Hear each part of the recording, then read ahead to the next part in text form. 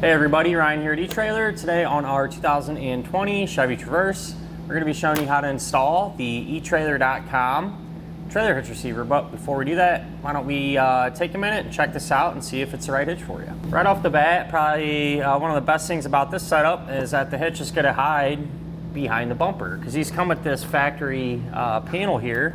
So when you're using it, obviously you pop this off, and when you're done, this can still fit back in place. You know, that'll snap back in there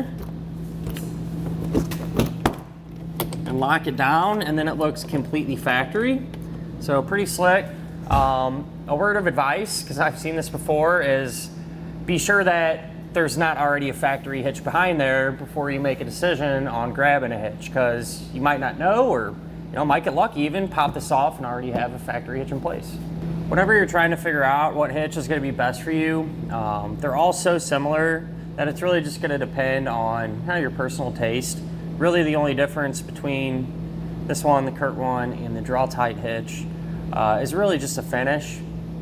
To be honest, I'm a little partial towards the eTrailer one. I like the matte black a little bit better, and even then, it really doesn't matter because you can put the panel on and not even see it. But I can speak from experience that these seem just to kind of hold up a little bit better against rock chips and stuff like that. But again, it's just going to be your opinion. All of them are going to be able to get the job done, whether you're looking to tow stuff around or use accessories like bike racks and cargo carriers. They're all going to be able to do that. So the 2" by 2" opening, super common size. A ton of stuff's going to work with it. 5/8 or use a 5/8 pin and clip. And these safety chain openings are going to be a loop style and big enough to allow you to use pretty much any size hook. As far as the hitch's weight capacities go, it's going to have some pretty high numbers, and that holds true across the board for the other two hitches that I brought up earlier. They're all going to be the same, and they're going to be high enough to use just about any size bike rack or cargo carrier that you want, and it's going to be strong enough to be able to pull around the common types of things that Traverse would pull. It's always a good idea though, still, just to be on the safe side. Check in your Chevy's owner's manual and make sure your SUV is capable and able to handle the weight that you're going to be pulling. I'll go ahead and give you a couple of measurements. That way you can use these to figure out which hitch mounted accessories will work best. From the ground to the top inside edge of the receiver tube opening, that's going to be about 20.5 inches. So if you are pulling a trailer, chances are pretty good you can use a ball mount that has a drop in the shank.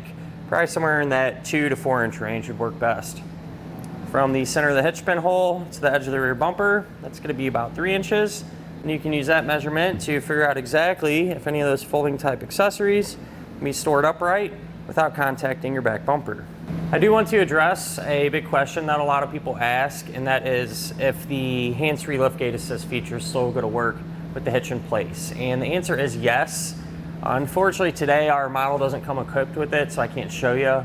But we get a lot of these in here all the time, and just from past experience, it does still work. Really you just have to, it's good practice, kind of kick your foot to either side of the hitch, but really anywhere you go, you really shouldn't have to change up a whole lot, and the hatch will still open up. But other than that, at the end of the day, hitch you really can't go wrong with. It looks good. You put it behind the bumper so you can't even see it. And it's going to, handle all those different tasks that you want to throw at it. As far as the installation goes, you do have to remove the rear fascia. Don't let that intimidate you. It's really not too bad. Handful of fasteners, it pops off.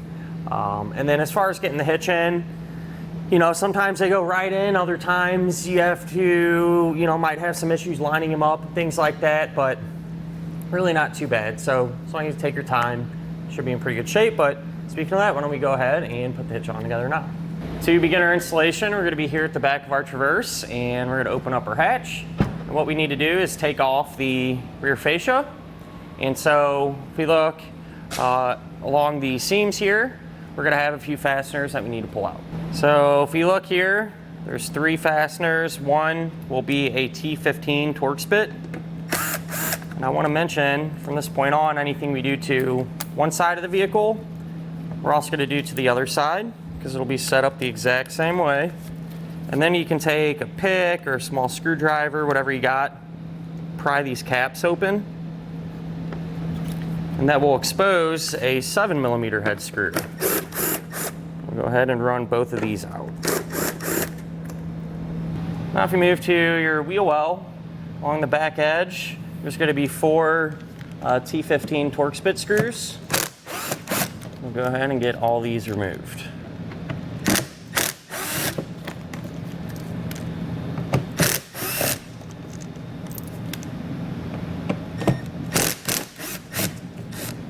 Once you have them out, sometimes it makes the following steps a little bit easier if you take the wheel well liner, just kind of tuck it down and out of the way like this.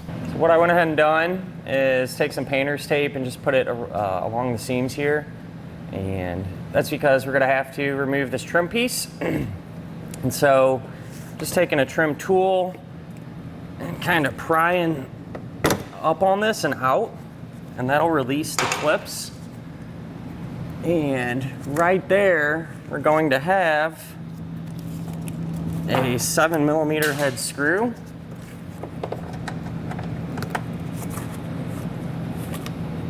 So we'll go ahead and get that pulled out.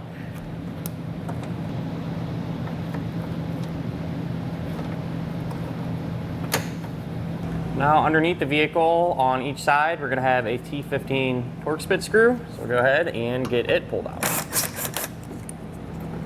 Now at this point with an extra set of hands, we can get our fascia removed. So I'm going to start at the corner and just kind of carefully start to unclip it.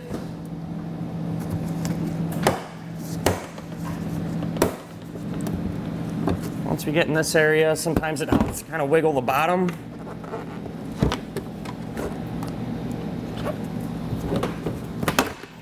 And once we have everything released, you may or may not have some wiring.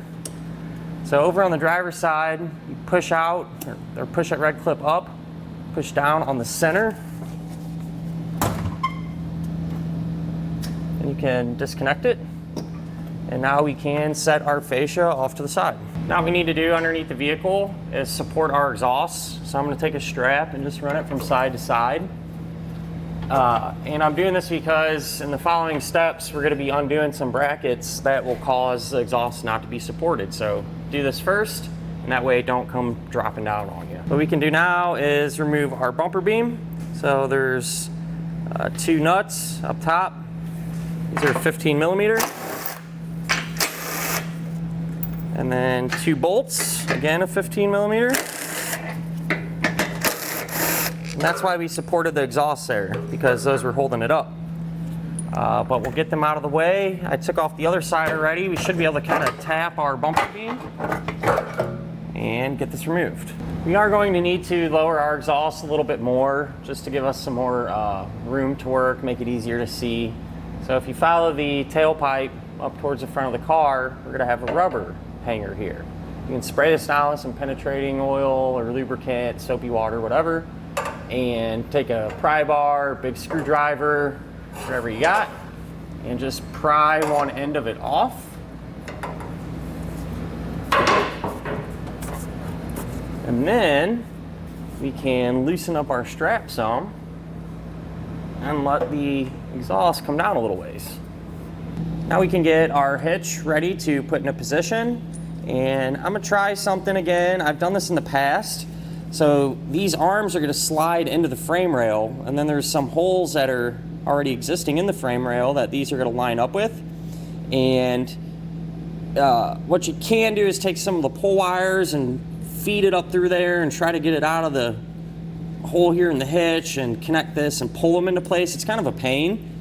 What's worked for me in the past is just take the carriage bolt and the spacer block, just set those in there, and if you carefully put the hitch in, a lot of times what can happen is these will just line up and fall right through, and you don't have to deal with those pull wires and stuff. So we're going to give that a shot again. If it works, awesome. If not, then we can do things the other way and use our fish wires and everything. But I feel like this is worth a try, at least at first. Go ahead, grab our hitch. Like I said, we're going to be careful here. Trying to get this in. And if we get lucky, our bolts will drop through, which it looks like that one did. And we might have to, you know, tap the hitch into place a little bit more, get some bolts started. But this one's super close and we should be able to get it to pass through as well. So like I said, if the bolt kind of gets hung up there, you might just have to kind of work it around and get it to come completely down. And then we're gonna get all of them started hand tight. So you're gonna take a conical tooth washer, put that on, make sure the teeth on the washer are gonna face up towards the bottom of the frame, and then just a hex nut. Of course, I already got the other one started, but we'll get this one going hand tight. And then up here, you're just gonna take the factory nuts, put those on. And I like to just snug these down first. That way it'll kind of draw this flush to the back of our bulkhead there. Then we can change your sockets up, come back and tighten these down. So you can grab a 3/4 inch socket or 19 millimeter will work too. And we're gonna snug these down. And then you wanna come back with a torque wrench and tighten just these, you know, bottom frame bolts down for now. You wanna torque these down to the amount specified in the instructions.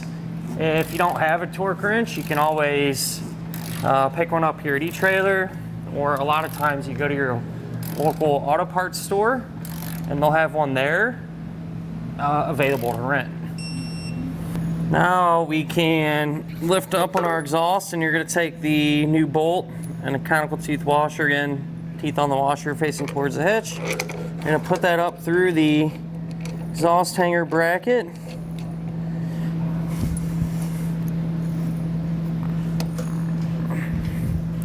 We'll get both of them started hand tight. And once they're like that, we'll come back with the 17 millimeter and snug them down.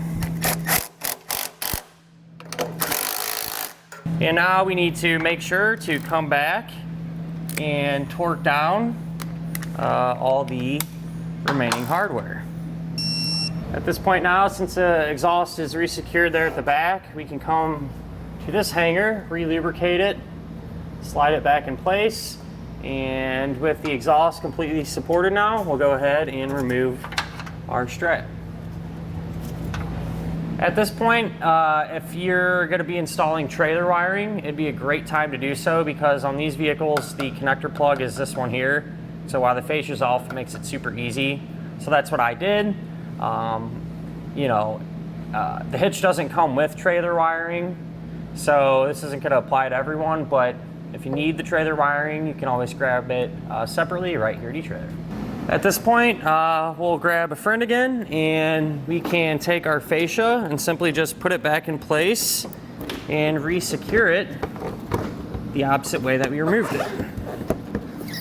So what I like to do is just try to get everything lined up, make sure it looks good, and then we can just start to snap this back into position. And that'll finish up our look at and our installation of the etrailer.com trailer hitch receiver on our 2020 Chevrolet Traverse.